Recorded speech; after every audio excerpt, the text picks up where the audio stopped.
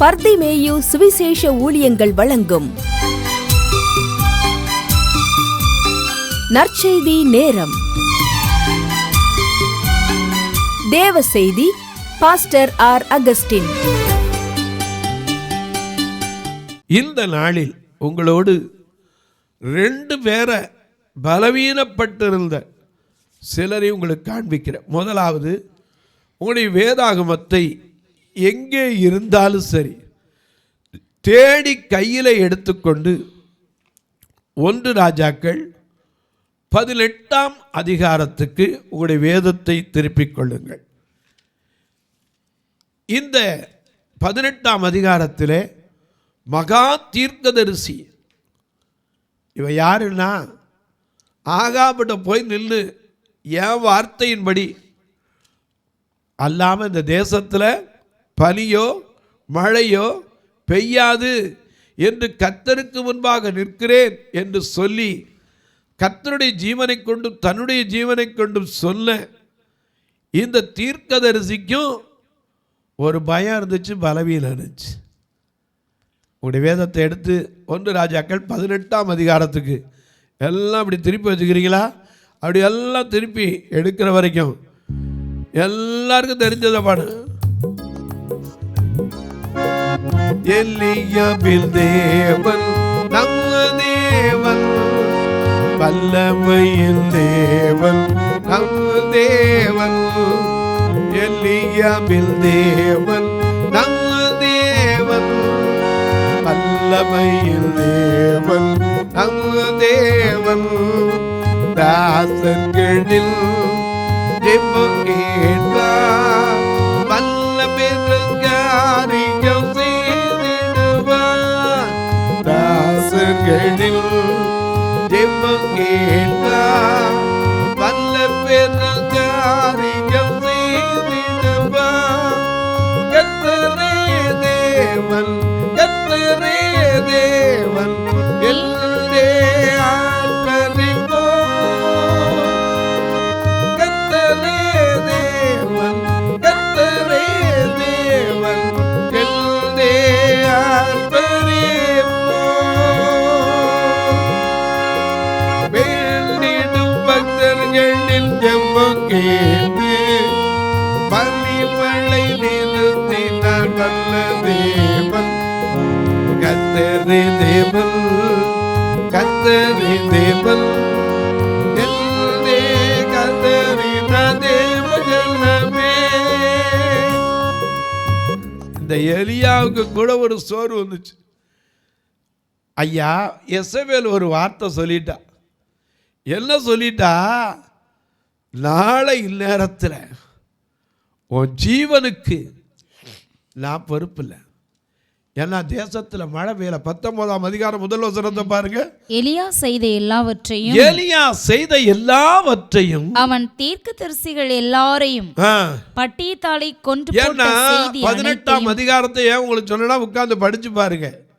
கர்த்தர் தெய்வமானால் கர்த்தரை பின்பற்றுங்கள், பாகால் தெய்வமானால் பாகாலை பின்பற்றுங்கள் என்று சூளுரைத்து அக்கினியை இறக்கி ஓடுற தண்ணீர் கல்லு மண்ணு எல்லாத்தையும் நக்கி போகும்படி செய்தவன் யாரு? எலியா.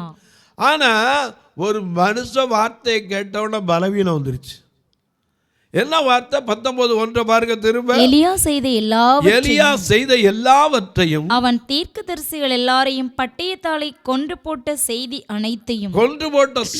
அனைத்தையும் ஆகாப் எசபேலுக்கு அறிவித்தான். அப்பொழுது எசபேல் எலியாவினிடத்தில் ஆள் அனுப்பி அவர்களில் ஒவ்வொருவனுடைய பிராணனுக்கு செய்யப்பட்டது போல நான் நாளை இந்நேரத்தில் உன் பிராணனுக்கு செய்யாதே போனால் தேவன் அதற்கு சரியாகவும் அதற்கு அதிகமாகவும் எனக்கு செய்ய கடவுள் என்று சொல்லச் சொன்னாள். அவனுக்கு அது தெரிந்த போது, யாருக்கு? எலியாவுக்கு இந்த வார்த்தை தெரிந்த போது எழுந்து தன் பிராணனை காக்க ஆ, யூதாவை சேர்ந்த பெயர் செபாவுக்கு புறப்பட்டு போய் தன் வேலைக்காரனை அங்கே நிறுத்தி விட்டு அவன் வனாந்திரத்தில் ஒரு நாள் பிரயாணம் போய் ஒரு சூறை செடியின் கீழ் உட்கார்ந்து தான் சாக வேண்டும் என்று கோரி. எவ்வளவு பெரிய மனுஷனுக்கு கூட பாருங்க பலவீனம்.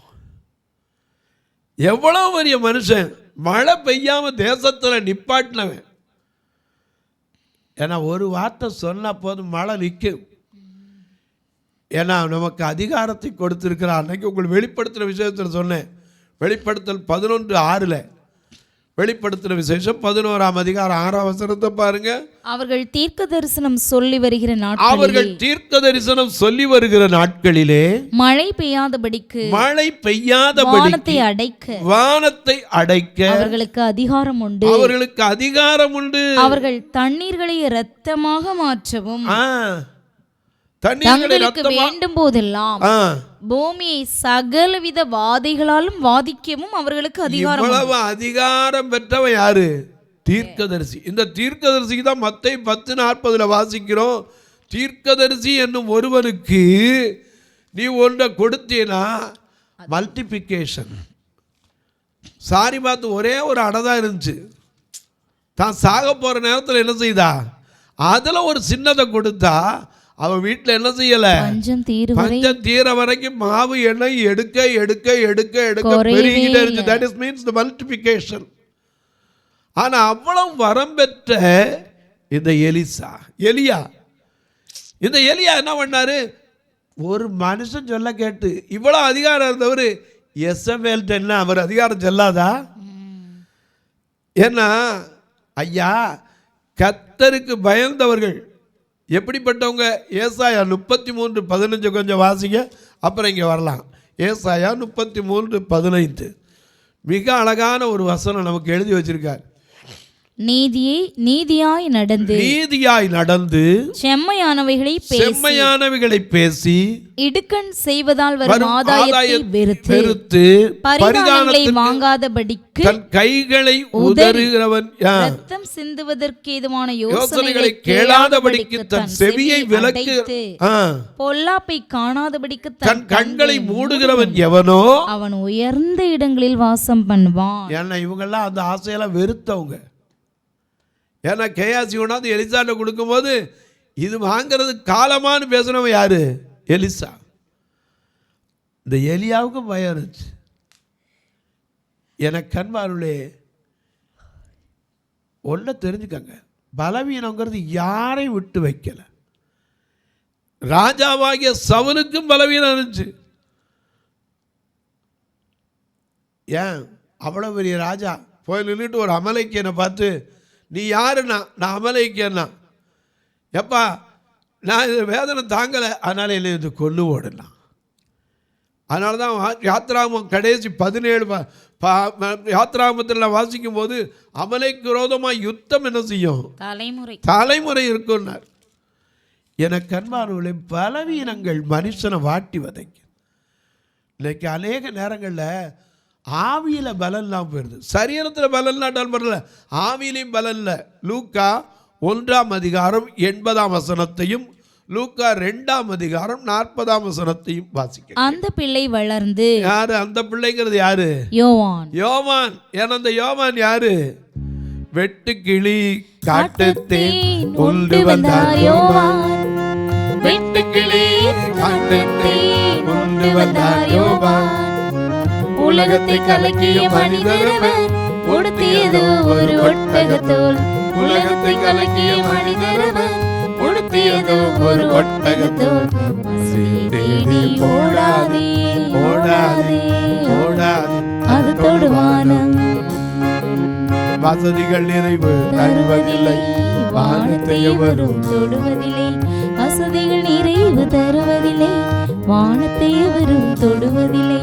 வசதியை தேடி ஓடாதே ஓடாதே அது தொடுவானம். மனமயக்கம் எல்லாவித தீமைகளின் தொடக்கம். மனமயக்கம் எல்லாவித தீமைகளின் தொடக்கம். சிற்றின்பம் அது எச்சரிக்கை உன்னை நடைவிடமாக்கிவிடும். சிற்றின்பம் எச்சரிக்கை உன்னை நடைவிடமாக்கிவிடும். வசதி தேடி ஓடாதே ஓடாதே ஓட அது தொடுவானம். அந்த பிள்ளை வளர்ந்து ஆவியிலே பலம் கொண்டு இஸ்ரவேலுக்கு தன்னை காண்பிக்கும் நாள் வரைக்கும் வனாந்திரங்களிலே தங்கி இருந்தான். அது 2:40. பிள்ளை வளர்ந்து இது இயேசு குறித்து சொல்லப்பட்டிருக்கு.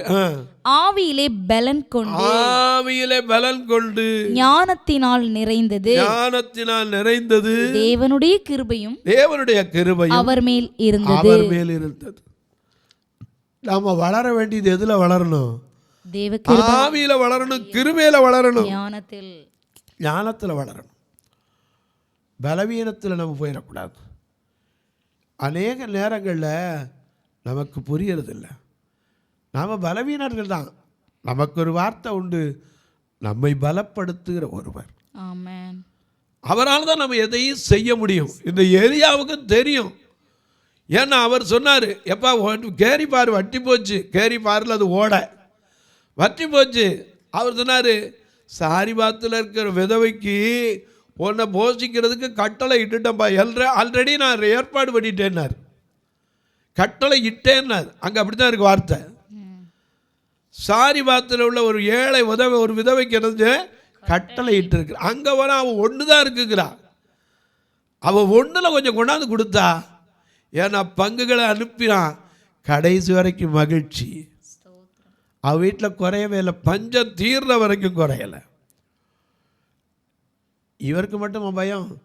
ஏன் மோசே, உங்களுக்கு முதல்ல சொன்னேன், மோசே உபாகமம் 34:7 அவன் சாகும்போது பலன் குறையவே கிடையாது. கண்கள் இருளடையவே, கண்ணு மங்க கூட இல்லை. சிலர்லாம் பார்த்தீங்கன்னா சாகும்போது கண் அப்படியே மேலே நோக்கி பார்க்குமா. இவனுக்கு அதெல்லாம் இல்லை. கண்கள் மங்கவும் இல்லை. மரிக்கிற போது 120 வயதாய் இருந்தான். அவன் கண் இருளடையவும் இல்லை, அவன் பலன் குறையவும் இல்லை. ஆனா இந்த மோசைக்குள்ள இருந்த பலவீனம் என்ன தெரியுமா? மனசுல என்னால என்ன முடியும். கிதியோனுக்குள்ள இருந்த பலமா அதுதான். மீதியாரு கைக்கு நீ ரட்சிப்பேன்னாரு. அது எப்படி ரட்சிக்கிறான்னாரு? மீதியானர் ஒரு மனுஷனை துரத்துகிறது போல நீ என்ன செய்வ? மீதியானியரை முறியடிப்பேனாரு. இவன் சொன்ன, நான் மனாசே கோத்திரத்தில் குடும்பத்தில் எளியவையா, என் குடும்பம் மிகவும் எளிமையானது. என் தகப்பன் அப்படி இல்லை இப்படி இல்லை, தன்னுடைய பலவீனத்தை தான் சொல்லிக்கிட்டு இருந்தான்.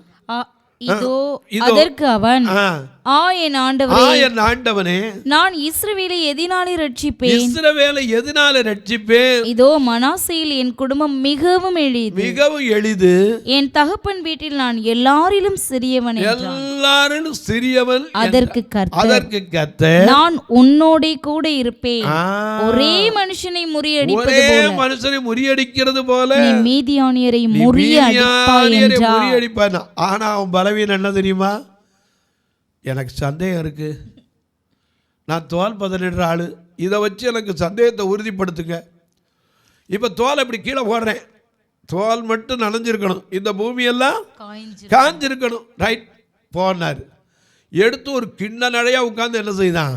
பனிநீரை பொழிஞ்சான். அடுத்தாப்புல ஒரு கேள்வி வேண்டாம், இந்த தோல் காஞ்சிருக்கணும், கிடைக்கிற பூமியெல்லாம் என்ன செய்யணும்? நனைஞ்சிருக்கணும். இந்த விஷயத்துல கட்டளை இட்டார். அப்பவும் அவனுக்கு பயம் போகல. நிறைய பேர் வந்திருந்தாங்க. 7ஆம் அதிகாரத்தில் பார்க்கிறோம், ஆண்டவர் சொன்னார், இப்போ ரொம்ப பேர் இருக்காங்கப்பா, இப்போ வீம்பு பேசுறதுக்கு நாங்கள் தான் ஜெயிச்சிட்டோம் வீம்பு பேசிடுவான். நீ போய் சொல்லு, பயமும் திகிலும் உள்ளவன் எவனோ அவன் ஓடி போனான். எத்தனை பேர் ஓடி போயிட்டான்? 22,000 பேர் ஓடி போயிட்டான். அப்போ ஆண்டவர் சொன்னா, இது ரொம்ப ஜாஸ்திப்பா, இப்போ தண்ணீரில் கொண்டு இறக்கு, குடிக்க வை. அதில் நக்கி குடிக்கிறவ எத்தனை பேர், முழங்கால் ஊண்டி குடிக்கிறவ எத்தனை பேருன்னு பாரு. நக்கி குடிக்கிற 300 பேரை கொண்டு தான் கர்த்தர் மீதியானியர் என்ன செய்தார்? புதமுதுகிட்டு ஓட வைத்தார். மீதியான் கையிலிருந்து இஸ்ரவேலரை ரட்சித்தார். நாம் அநேக நேரங்களில் நம்முடைய பலவீனம் என்னன்னா, என்னால் நம்மால் ஒன்றும் கிடையாது. நம்மோடு இருக்கிறவர் நாம பாடுறோம், பெரியவர் எனக்குள்ளே, மிகவும் பெரியவர் எனக்குள்ளே, பெரியவர் எனக்குள்ளே, மிகவும் பெரியவர் எனக்குள்ளே, ஒருவராய் பெரிய அதிசயம் பெரியவர் எனக்குள்ளே.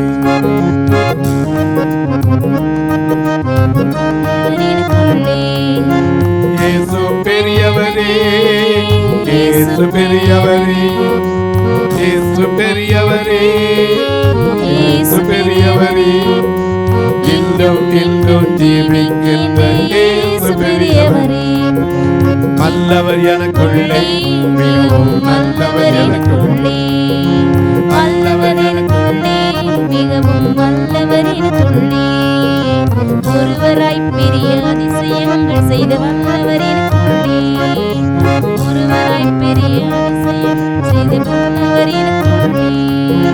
இயேசு நல்லவரே, இயேசு நல்லவரே, இயேசு நல்லவரே, இயேசு நல்லவரே, இன்னும் இன்னும் ஜீவிக்கின்ற இயேசு நல்லவரே, இன்னும் இன்னும் ஜீவிக்கின்ற இயேசு நல்லவரே.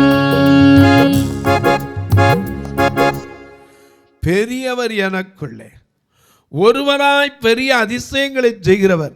அதனால தான் சொல்றாரு, பயப்படாதீங்கப்பா, பலவீனத்தில் அவர் தான் நம்ம பலப்படுத்துகிற கிறிஸ்து. அநேக நேரங்களில் நமக்கு இருக்கிற பலவீனம் என்ன, நம்முடைய பலன் என்ன நமக்கு தெரியலை. ஆண்டவர்கிட்ட கேட்கணும், என்னை பலப்படுத்துங்க. எல்லா மனுஷனுக்கும் இருந்த பலவீனம், யோனாவுக்கு இருந்த பலவீனம் என்ன தெரியுமா?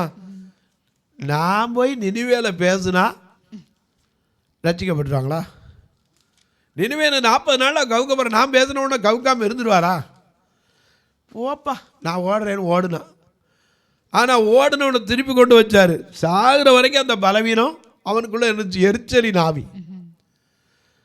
அப்போ தான் ஆண்டவர் உணர்த்தினார், நீ உண்டாக்காதது, முளைப்பிக்காதது, இதுக்கே இப்படி ஆத்திரப்படுற இத்தனை ஜனங்கள் நான் உங்களுக்காக பரிதவிக்கிறேன். ஒவ்வொரு மனுஷனுக்குள்ளே இருந்த பலவீனம், சாராளுக்குள்ளே இருந்த பலவீனம் என்ன தெரியுமா? இந்த அடிமை பெண்ணாலாவது என் வீடு கட்டப்படட்டும். அதான் அவளுக்குள்ள அந்த பலவீனம். ஏன்னா கர்த்தர் வாக்குத்தத்தம் பண்ணியிருக்கிறார், உன் சந்ததி எப்படி இருக்கும்? கடற்கரை மணலை போல, வானத்து நட்சத்திரங்களைப் போல. ஆனால் அவளுக்கு என்னது? அவசரப்பட்டு நான் கிளவி, என் புருஷன் கிளவன், எப்படி இனிமே எங்களுக்கு இன்பம் உண்டோ? இந்த அடிமை பெண்ணோடு சேரும், அவளாலாவது என் வீடு கட்டப்படணும். கடைசியில் அவளால் தான் வீட்டுக்குள்ளே வந்த பிரச்சனையை. எனக்கு கர்மனுடைய ஒவ்வொருவருக்குள்ளும் ஒரு பலவீனம் உண்டு. நோவாவுடைய பலவீனம் என்ன தெரியுமா? தான் பிள்ளைகள் சபைக்கு அவரே காரணமாயிட்டான். ஆபிரகாமுடைய பலவீனம் என்ன? ஆபிரகாமுடைய பலவீனம் சில நேரத்தில் பயம்.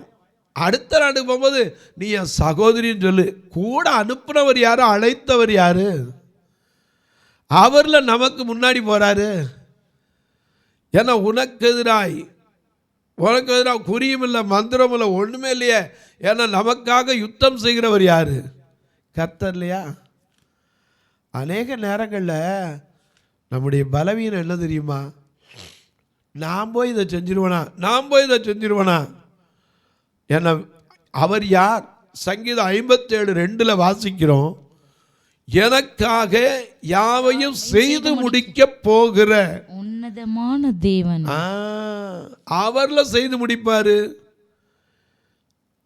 சங்கீதம் 138:8 பார்க்கிறோம், எனக்காக யாவையும் செய்து முடிப்பார். அதே இதுல 3ஆம் வசனத்தை பாருங்க, 138:3. நான் கூப்பிட்ட நாளிலே எனக்கு மறு உத்தரவு அருளினி, என் ஆத்துமாவிலே பலன் தந்து. முதல்ல ஆத்துமாவிலே பலன்.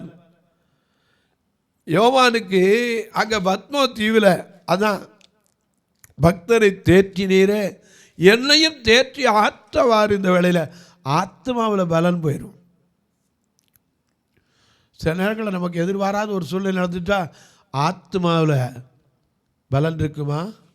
நான் கூப்பிட்ட நாளிலே என்ன சொல்றார் அந்த வசனத்தை திரும்ப வாசிங்க. நான் கூப்பிட்ட நாளிலே, சங்கீதம் 138:3. மிக கூப்பிட்ட நாளிலே எனக்கு மறு உத்தரவு அருளினீர். மறு உத்தரவு அருளினீர். என் ஆத்துமாவிலே பலன் தந்து, என் ஆத்மாவிலே பலன் தந்து என்னை தைரியப்படுத்தினீர். நமக்கு எப்படி பலன் தாராராம்? எண்ணாகமம் 24:8. எண்ணாகமம் 24:8 வாசிக்க கேட்போம். தேவன் அவர்களை எகிப்திலிருந்து புறப்பட பண்ணினார். சரி, காண்டாமிருகத்துக்கு ஒத்த பலன். அது என்ன பலன்? காண்டாமிருகத்துக்கு ஒத்த பலன் அவர்களுக்கு உண்டு. அவர்கள் தங்கள் சத்துருக்களாகிய ஜாதிகளை பட்சித்து அவர்கள் எலும்புகளை நொறுக்கி அவர்களை தங்கள் அம்புகளாலே எய்வார்கள். அல்லேலூயா. காண்டாமிருகத்துக்கு ஒத்த பலன் எப்படி? காண்டாமிருகத்தை பார்த்துட்டு அவ்வளவு பலம் உண்டு. ஒத்த கொம்பால காரத்துக்கு என்ன செஞ்சிடும்? காட்டுக்குள்ள மாட்டா கவுத்திரும். எல்லா மிருகத்தோட இந்த காண்டா மிருகம் அதுக்கு பலன் ஜாஸ்தி. அதனால தான் ஆண்டவர் காண்டா மிருகத்துக்கு ஒத்த பலன். என கண்பாருடைய பலங்கிறது எபிரேய ஸ்திரீகள் சொல்றாங்க. யாரு? மருத்துவச்சிகள். யாத்திராகமத்தில் 1ஆம் அதிகாரத்தில் பார்வோன் அரசன் ஒரு கட்டளை இட்டான். என்ன கட்டளை இட்டான்? எபிரேய மருத்துவச்சிகள் 2 பேர் இருந்தாங்க. அவங்க பேர் சிப்போராள் பூவாள் என்று எழுதப்பட்டிருந்தது. இந்த சிப்போராள் பூவாளை கூப்பிட்டு, இந்த இஸ்ரவேல் மக்கள் ஆம்பளை பிள்ளை பிறந்துச்சுன்னா நீங்கள் மருத்துவம் பார்க்கும்போது ஆண் பிள்ளைகளாக இருந்தால் என்ன செய்யுங்க? கொண்டு போடுங்க. பெண் பிள்ளைகளாக இருந்தால் உயிரோடு இருக்கட்டும் அப்படின்னா.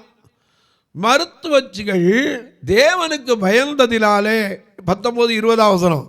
அதற்கு மருத்துவச்சிகள் பார்வோனை நோக்கி, எபிரேய ஸ்திரீகள் எகிப்திய ஸ்திரீகளைப் போல அவர்கள் நல்ல பலம் உள்ளவர்கள். நம்ம குறித்து சாட்சி மத்தவன் சொல்லணும். ஏன்னா நம்முடைய பலன் யாரு?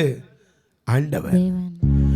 எல் பலனே எல் கோட்டையே, எல் பலனே எல் கோட்டையே, ஆராதனை உமக்கே.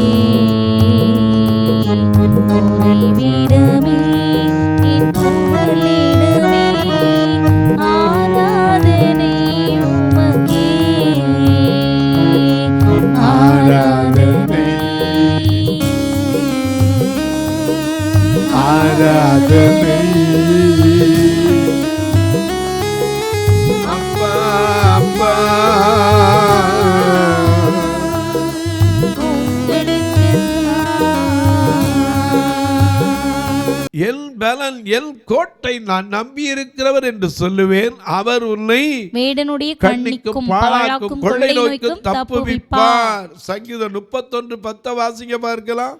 மென்னொரு பலவீனம் இருக்கு. சங்கீதம் 31:10. என் பிராணன் சஞ்சலத்தினாலும் என் வருஷங்கள் தவிப்பினாலும் கழிந்து போயிற்று. என் அக்கிரமத்தினாலே என் பலன் குறைந்து. அக்கிரமம் பண்ண பலன் குறையத்தான் செய்யும். ஏன்னா விருதாவாக பலத்தை என்ன செஞ்சிடறோம்? செலவழிச்சிடறோம். என் அக்கிரமத்தினால வாலிப வயசில் என்னென்ன அக்கிரமம் பண்ண முடியுமோ அத்தனை அக்கிரமத்தையும் பண்ணுறது. அதுக்கு பிறகு பலன் போயிடுச்சு. அந்த நாள்லேயே கவனிக்காமல் விட்டுட்டேன், ஆரம்பத்தில் தெரியாமல் விட்டேன். ஐயா அம்மா, பலவீனம் என்பது ஆண்டவர் கொடுக்கிறதல்ல. பலவீனத்தில் அவருடைய பலன்தான் விளங்கும். ஆனால் நமக்குள்ள இருக்கிற பலவீனம் விசுவாசத்தில் பலவீனம், ஆவியில் பலவீனம், ஆத்மாவில் பலவீனம், மனசாட்சியில் பலவீனம், இருதயத்தில் பலவீனம். சில நேரத்தில் ஐஸ்வர்யத்தை சம்பாதிக்கிற பலத்தை கூட நம்ம கேட்டு பெற்றுக்கொள்றதில்லை. இன்றைக்கும் சொல்லுவேன்,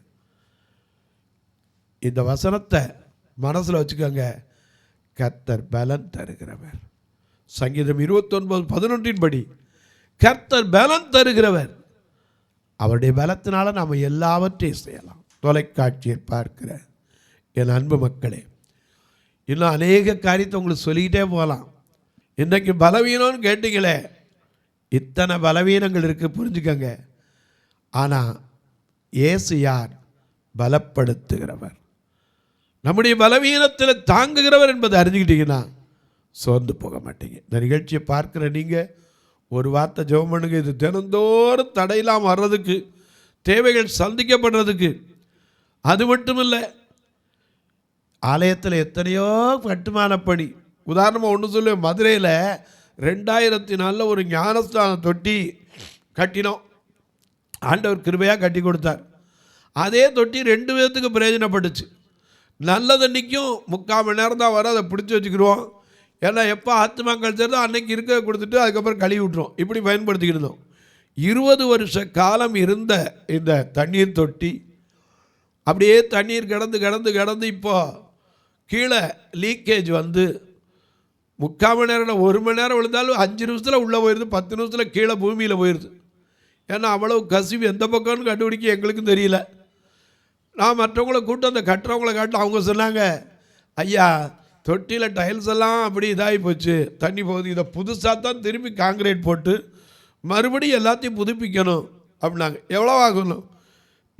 டைல்ஸ் எல்லாம் திருப்பி ஒட்டி அதே மாதிரி ஞானஸ்தானம் கொடுக்குறதுக்கு படியறைங்க வந்து கொடுக்கலாம், அது மாதிரி தண்ணி தேங்குறதுக்கு உதவும், மேலே ஸ்லாப் செஞ்சு மூடுறதுக்கு 80,000 ரூபான்னாங்க. ஒரு 16 பேர் வச்சு அது எழும்பணும், அல்லது 10,000 வச்சுக்கு 8 பேர் எழும்பணும். ஒருவேளை கர்த்தர் ஆசீர்வதிச்சிருந்தால் ஒருத்தர் கூட செய்யலாம். ஆனால் கட்டாயமில்லை, விசனமாயல்ல. ஞாயிற்றுக்கிழமை ஒவ்வொரு நாளும் ஆலயத்துக்கு கூட்டி வர்றதுக்கே வேனுக்கு வாடகை 4,000. ஒருத்தரையும் சாப்பிடாம கூட அனுப்புறதில்லை. உங்கள் பிறந்த நாள், திருமண நாள் போன்ற நல்ல நாட்களிலே இப்படிப்பட்ட காரியத்துக்கு உதவலாம். எப்படி உதவ? 2 நம்பர் வந்துக்கிட்டே இருக்கும், ஜிபே, ஃபோன்பே. ஒருவேளை ஐயா நான் கணக்கு ஒப்புவிக்கிற ஆள், எனக்கு ரசீது கொடுக்குறதுக்கு வழி இருக்கா? இருக்குது. நீங்களும் ஒரு நம்பர் உண்டு, 84 388 52 500 8438852500. இந்த நம்பரில் நீங்கள் போட்டுட்டு எனக்கும் அதை சொல்லுவீர்களானால் ரசீது உங்களுக்கு கொடுப்போம். நீங்கள் அதை கணக்குக்கு உபயோகப்படுத்தி கொள்ளலாம். உங்கள் ஜெபக்காரி எது இருந்தாலும் காலை 10 மணிலேருந்து 5 மணிக்குள்ளே சொல்லலாம். இப்போ உங்களுக்காக ஜெபிக்கட்டுமா? நல்ல பிதாவே, நன்றியோடு துதிக்கிறோம் சுவாமி. நல்ல நாளில் பலவீனம் பலத்தின் மேல் பலம். ஐயா, பலவீனத்தில் என் பலன் என்பது பழைய ஏற்பாடு, பலத்தின் மேல் பலன் என்பது புதிய ஏற்பாடு. அந்த பலத்தின் மேல் பலன் அடைந்து தேற்றரவாளனாயிருந்து ஒவ்வொருவரையும் ஆற்றி தேற்றி அரவணைத்து ஆசீர்வதி. யார் யார் எந்தெந்த பலவீனத்தினால பாதிக்கப்பட்டு தங்கள் படுக்கையில், தான் இருக்கிற அறையில் எழுந்திருக்க முடியாமல் பலவீனத்தினால் இருக்கிற அந்த பலவீனத்தை விடுதலையாக்கும். அவர் தாமே நம்முடைய பலவீனங்களை ஏற்றுக்கொண்டார் என்று சொன்னபடி ஒவ்வொருவருடைய பலவீனங்களை முற்றிலும் மாற்றுவீராக. இந்த ஊழியத்தை தாங்குகிற, ஜெபிக்கிற, கொடுக்கிற எல்லா மக்களையும் ஆசீர்வதி. இயேசு கிறிஸ்துவின் ஈடு இணையற்ற வல்லமையுள்ள நாமத்தில் ஜெபிக்கிற நல்ல பிதாவே, ஆமென். சபை ஆராதனை ஞாயிறு காலை 10 மணி முதல் 12 மணி வரை. இடம் பர்திமேயு சுவிசேஷ ஆலயம், அன்னை சத்யா நகர், இளமனூர் அஞ்சல், சக்கிமங்கலம் வழி, மதுரை மாவட்டம். பின்கோட் 625201. மற்றும் பர்திமேயு சுவிசேஷ ஜெப வீடு, பிளாட் நம்பர் 107, ஏதேன் கார்டன், முத்தூர், திருநெல்வேலி. பின்கோட் 627011. சிறப்பு உபவாச கூட்டம் ஒவ்வொரு மாதமும் 2வது சனிக்கிழமை காலை 10 மணி முதல் 1 மணி வரை நாகர்கோவில் YMCA ஹாலில் வைத்து நடைபெறுகிறது. மற்றும் ஒவ்வொரு மாதமும் 4வது சனிக்கிழமை காலை 10 மணி முதல் 1 மணி வரை திருநெல்வேலி புதிய பேருந்து நிலையம் அருகில் உள்ள கிரேஸ் ஹாலில் வைத்து நடைபெறுகிறது. எங்கள் எல்லா ஆராதனைகளிலும் கலந்து கொண்டு தேவனை மகிமைப்படுத்த அன்பாய் அழைக்கிறோம். உங்கள் உதாரத்துவமான காணிக்கைகளினால் இவ்வூழியத்தை தாங்க விரும்பினால் R. Augustine, account number 5021364331, IFSC code IDIB 000B066, Indian Bank, BP Kulam, Madurai. GPay number 98421819117, BGM ministries. மற்றும் 9442559772, பிளைண்ட் மினிஸ்ட்ரீஸ், அகஸ்டின். உங்கள் தொடர்புக்கு பாஸ்டர் R. அகஸ்டின், பர்திமேயு சுவிசேஷ ஊழியங்கள், நாகமலை, புதுக்கோட்டை, மதுரை. 625-019. தொலைபேசி எண்கள் 9842181917 மற்றும் 9442559772. கர்த்தர் தாமே உங்களை ஆசீர்வதிப்பாராக.